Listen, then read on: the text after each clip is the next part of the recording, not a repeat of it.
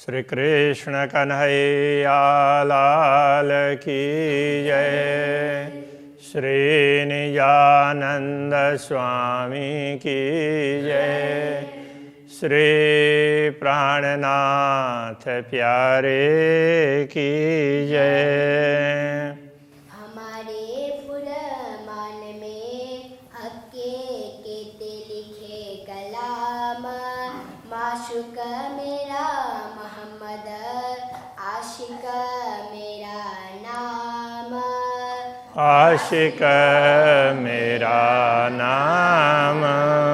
श्री कृष्ण कन्हैया लाल की जय। मंगलाचरण पूर्ण होने के पश्चात अब मुखारविंद का वर्णन खास कर रहे हैं। तो मुखारविंद का तात्पर्य केवल मुख ऐसा नहीं है, ये पूरा मुखमंडल, तो उसको समझना चाहिए। केश तिलक नीलाट पर दो रेखा चली लग कान। अब ये पूरे मुखमंडल में ऊपर से वर्णन कर रहे हैं। तो नीलाट के ऊपर केशों की रेखा है और ये इधर कान तक पहुंची है। ये कृष्ण तो ऐसे इधर कान तक पहुँचे। अब वो स्वाभाविक रूप से होते ही हैं, किंतु उस राज्य के बड़े सुंदर हैं, इसलिए उसका वर्णन कर रहे हैं। केश न कोई घट बड़ा, शोभा चाहिए जैसी शोभान। तो जैसी शोभा होनी चाहिए उसी प्रकार से मिले हुए एक केस हैं। जैसे हमारे हैं ऊपर नीचे होंगे और उसको काट छांट करके कई लोग मिलाते हैं, तो ऐसे करने की आवश्यकता नहीं पड़ती है।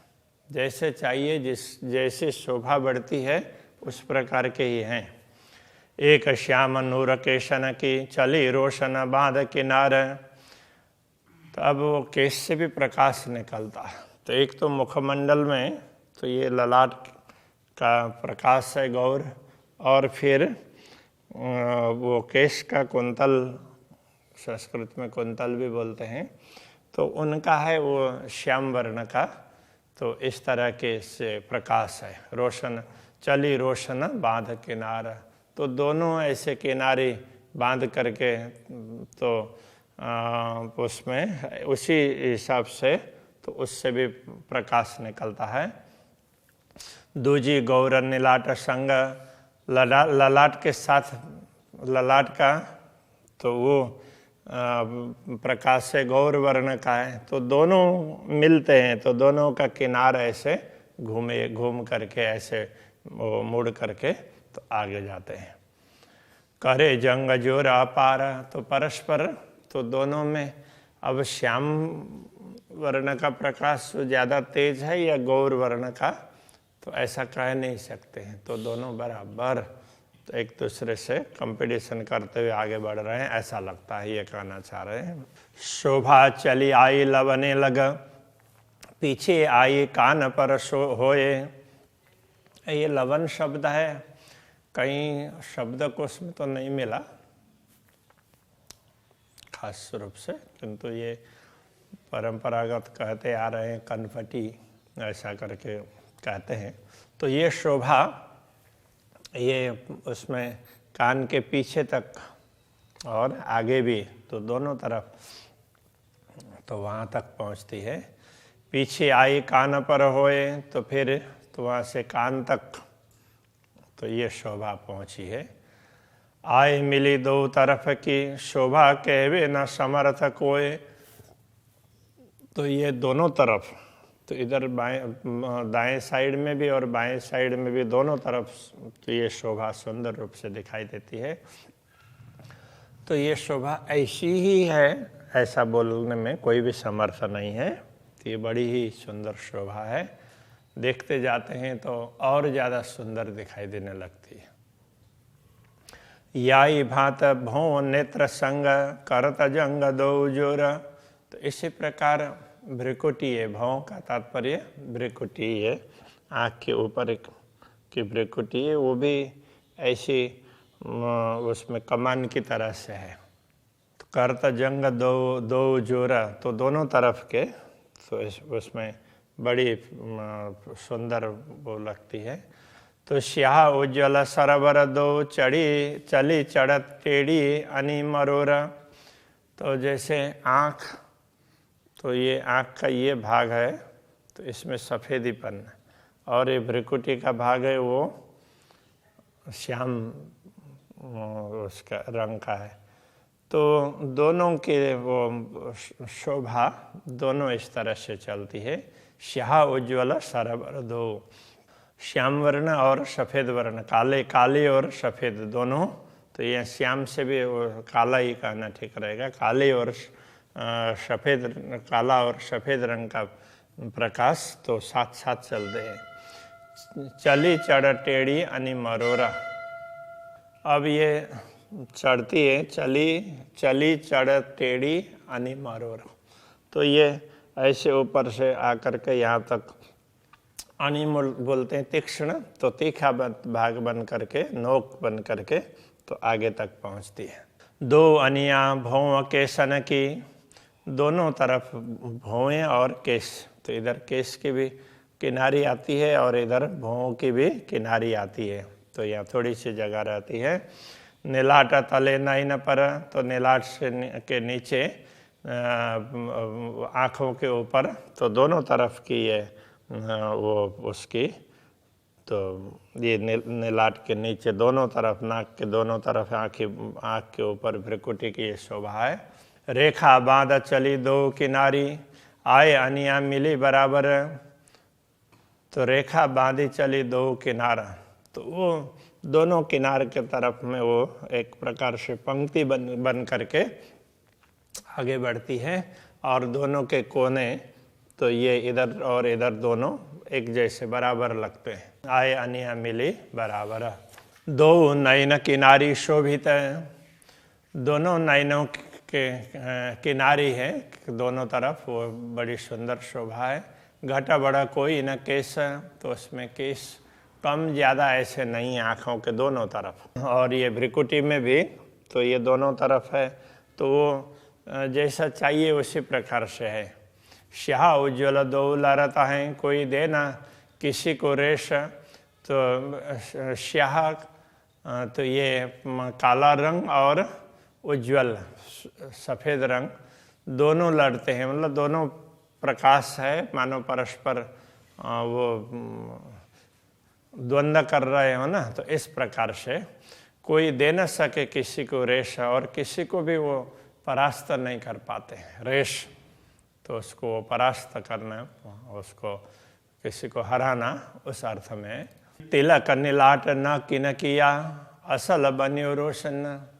अब ललाट में तिलक की शोभा है, वो मानो तिलक करते हैं हम उस प्रकार से नहीं है, हमें वो रोज ही राज्य करते हो, करना पड़ता हो, वो तो राज्य ने जैसा चाहा उसी प्रकार का, तो उसमें से नीलाट से ही उस प्रकार की चमक निकलती है, तो उसी से पता चलता है कि तिलक है। तो तिलक उस प्रकार से देखेगा, क्योंकि सभी वस्त्र आभूषण वगैरह सारे वो प्रकाश से ही है ना। तो ये तिलक भी एक प्रकार से तो बाहर से लगाया हुआ है, तो आभूषण की भांति ही, तो इस प्रकार से ये है। कई रंग खूबी छिन में, शोभा गिनती हो इन किन। क्षण क्षण में तो उसमें अलग अलग प्रकार के रंग दिखाई देते हैं, तो इसलिए इसकी शोभा ऐसी ही है, तो ऐसा बोल नहीं सकते। देह इंद्री फरेब की, देखत इत फना। देह इंद्री फरेब की, देह की, इस देह की इंद्रियां हैं, ये तो झूठ की है। देखत इत फना, तो यहाँ ये झूठ में दिखाई देती है, ये इंद्रियां अलग अलग है ऐसी, ये नश्वर देह की। हाँ, सो क्यों कहे बका सुभान मुख, इन अंग की जो रसना। ऐसे नश्वर देह की जो रसना जिह्वा है, वो अक्षरातीत पूर्ण ब्रह्म परमात्मा के मुखारविंद की शोभा का वर्णन कैसे कर पाएगी। तो ऐसा इसलिए कह रहे हैं कि ये इस देह की इंद्रियां हैं, तो अक्षरातीत के अखंड स्वरूप का वर्णन नहीं कर सकती। नासिका कसूरत की, ये जो श्वास देत कुछ बोए, तो अब नासिका की बात कर रहे हैं। तो नासिका अक्षरातीत धामधनी के दिव्य स्वरूप में, उनके मुखारविंद में नासिका है, मुखमंडल में। तो नासिका के गुण क्या है? तो कह रहे हैं ये जो स्वाद देत खुशबोए, इससे सुगंधी, इस श्वास देत खुशबोए, इससे श्वास प्रश्वास लेते हैं ना, तो जो बाहर श्वास छोड़ते हैं तो उससे सुगंध निकलती है। ब्रह्मांड फोड़े इतावत, तो वो सुगंध तो इस यहाँ नश्वर दुनिया तक पहुँचती है, उनके पूरे ब्रह्मांड को पार करके यहाँ तक पहुँच गई। वैसा इत रूह वास लेत सोए, तो ब्रह्मा आत्माएं स्वयं को नश्वर जगत में मानती है तो भी इस सुगंधि को ले सकती है। बिना मोह बिना कोई ना ले सके हक नासिका गुण, अक्षरातीत धामधनी के नासिका के ये गुण हैं। ब्रह्मात्माओं के अतिरिक्त दूसरों को इनका लाभ नहीं मिलता है। कया अरस हक वतन, सो किया दिल जिन, तो जिनके दिल को, जिन ब्रह्मात्माओं के हृदय को पूर्ण ब्रह्म परमात्मा ने तो अपना घर परमधाम बना दिया है, वो उनके हृदय में विराजमान हो गए हैं। तो इसलिए ब्रह्मात्माएं उनके नासिका के सुगंध को ले सकती है। हक सूरत की बारीकियाँ ये जाने अरस अरवाए, अक्षरातीत धामधनी के स्वरूप में जो भी ऐसी सूक्ष्मताएं हैं उसको ब्रह्मात्माएं ही समझ सकती है। हक सूरत तो जान ही जो कोई और होए इब्तदाए, तो इब्तदाए का तात्पर्य आदि काल में, तो इस सृष्टि से पूर्व दूसरे कोई होते, उनका किसी का अस्तित्व होता, वो जान सकते ना। तो अक्षरातीत धामधनी के समक्ष तो ब्रह्मात्मा ही है, इसलिए दूसरों को कुछ भी मालूम नहीं है। तीन खूने तले नासिका, खूना चढ़ता चौथा ऊपर,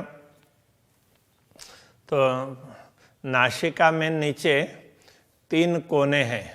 अब उसमें जैसे नासिका को देखते हैं तो ये हो गया और ऐसे, और ये ऐसे मिला करके, तो ये तो उस प्रकार का वो कोना बनता है। तो नासिका में 3 कोने बनते हैं।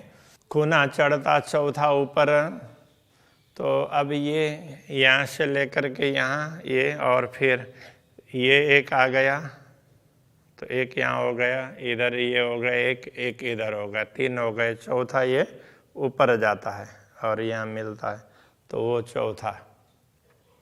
ए खूबी जाने रूह अरस की, ए जो अनि आई नमती उतर, तो ब्रह्मात्मा ही इस विशेषता को जान सकती है कि ये जो अनि आई नमती उतरा। तो नासिका में ये कोना है, नासिका का अग्रभाग है, इसका कोण भी ऊपर से नीचे उतरता उतरता ये कोण, ये वही भाग ऊपर नुकीला, तो यहाँ आकर के नुकीला बनता है, तो बड़ा सुंदर लगता है। तो ये शोभा ब्रह्मात्मा ही जान सकती है।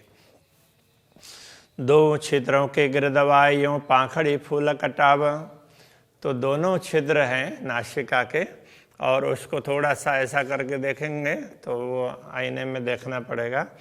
तो ये भी कैसे लगेंगे? तो ये जैसे पंखुड़ी का किनार है ना, तो इस प्रकार का वो लगेगा, दोनों तरफ 2 पंखुड़ी। तो बीच आनी आई जो नासिका, ये मोमिन जाने मुख भाव, तो अब ये दोनों के एक तरफ एक पंखुड़ी, दूसरे तरफ दूसरी पंखुड़ी, और बीच में ये, तो ये अनी आई है, तो नोक तो बीच में, तो ये ब्रह्मात्मा इसको समझ सकती है। तो अक्षरातीत धामधनी के मुख के भाव को, इन अनियों और अनी मिली, 3 उतर अनी हुई दोए, तो ये इस अनी से दूसरे आ करके, तो यहाँ इधर भी कोना बनता है, और तो यहाँ बीच में भी जाकर के कोना बनता है दोनों तरफ। तो इस तरह से ये तो वो आईना रख करके एक एक करके देखेंगे तो फिर अपना पता चलेगा, तो उससे हम अक्षरातीत धामधनी का बहुत ही विशिष्ट है तो वो समझ सकते हैं। किनार तले 2 छिद्र के शोभा लेता ती सोए, तो दोनों छिद्रों के किनारे में ये इसकी शोभा बड़ी सुंदर दिखाई देती है। 2 छिद्र तले अधर ऊपर, 3 बीच लाख खूने 3, तो अब ये दोनों आँख, ये नाक के छेद हैं उसके नीचे, और ये अधर कहने से वैसे तो नीचे का ओठ उसको अधर ओष्ठ और ऊर्ध्व ओष्ठ होता है, लेकिन अधर कहने से दोनों ओठ ही मान लेते हैं, इसलिए ओठ के ऊपर ऐसा कहना पड़ेगा। ओठ के ऊपर, अधर ऊपर, ओठ के ऊपर, तो दो ये जैसे छिद्र के नीचे, नाक के छिद्र के नीचे, तो यहाँ भी ऐसा कोना बना हुआ होता है, तो ये त्रिकोण ऐसा बना हुआ होता है। तीन बीच लाक खूने तीन, तो ये लाक गोलाई है तो वो भी 3 कोने वाला त्रिकोण दिखाई देता है।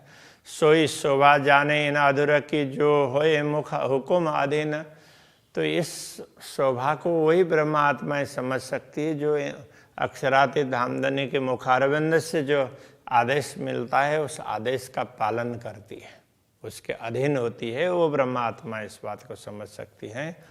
और तले जो अधूरा 2 जोड़ शोभित जो मुख, तो अब उस त्रिकोण के नीचे अब 2 ओष्ठ है, तो दोनों जुड़ करके फिर मुख की जुड़ने के बाद में वो मुख की शोभा बनती है।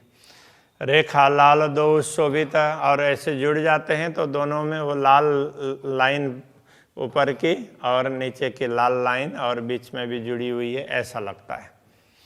रुआ देख पावे अति सुख, तो ये देख करके ब्रह्मात्माओं को बड़ा आनंद आता है। तले अधूरा के लाक जो मुख बरार बर अनितिन, अधर के नीचे भी ये यहाँ पर ये गहराई है, तो वो भी ये गहराई इस तरह से यहाँ से लेकर के इधर तक पहुँची हुई होती है, तो मुख जितना खुला है तो इतने तक ये गहराई होती है। श्वेत बीच बिंद खुश रंग, ए मुख शोभा जाने मोमिन। अब यहाँ पर क्या है कि ये जो ये चिबुक है, चिबुक के ऊपर ये लाख गहराई भाग है, वहाँ पर तो राज्य ने लाल वो क्या बोलते हैं वो रत्न, तो उसमें रत्न की शोभा दिखाई देती है, तो इसलिए तो श्वेत सफ़ेदी के बीच में खुशरंग लाल बिंदी दिखाई दे रही हो ऐसा, तो ए मुख शोभा जाने मोमिन, इस प्रकार के मुखारविंद की शोभा ब्रह्मात्माएं जान सकती है। इन तले गौर हरवटी जानो मुख सदा हंसत, उसके नीचे गौर हरवटी है, चिबुक की शोभा ये गौर वर्ण की है, और ये जानो सदा मुख हंसत, तो हमेशा ये मुखारविंद हंसता हुआ हो ऐसा दिखाई देता है। ए शोभा जाने अरवाह अरस की जिन दिल में हक वशत, ये शोभा तो परमधाम की आत्माएं जान सकती जिनके हृदय में पूर्ण ब्रह्म परमात्मा विराजमान हैं। ए रंग कहे मैं इन मुख पर किन विद कहूँ सलू का, मैंने मुख के रंग तो बता दिया किंतु उनकी सुंदरता की बात मैं क्या कहूँ। ए करते मुख वर्णन दिल होत नहीं टूक टूक, तो ये मुखारविंद की शोभा का वर्णन करते हुए ये दिल टुकड़े टुकड़े क्यों नहीं हो पाता है, ये तो वर्णन हो ही नहीं सकता, इतनी सुंदर शोभा है, इस प्रकार कह रहे हैं। तो अभी के प्रश्न को यहीं रखते हैं। श्री कृष्ण कन्हैया लाल की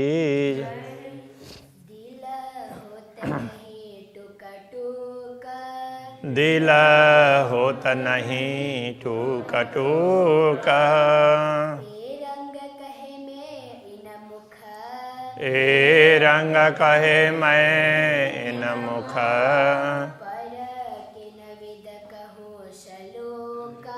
पर किन विद कहूँ सलोका, ए करते मुख वर्णना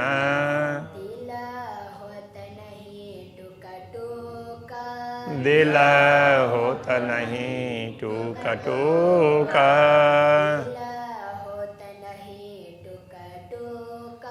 दिल होत नहीं टूक टूक।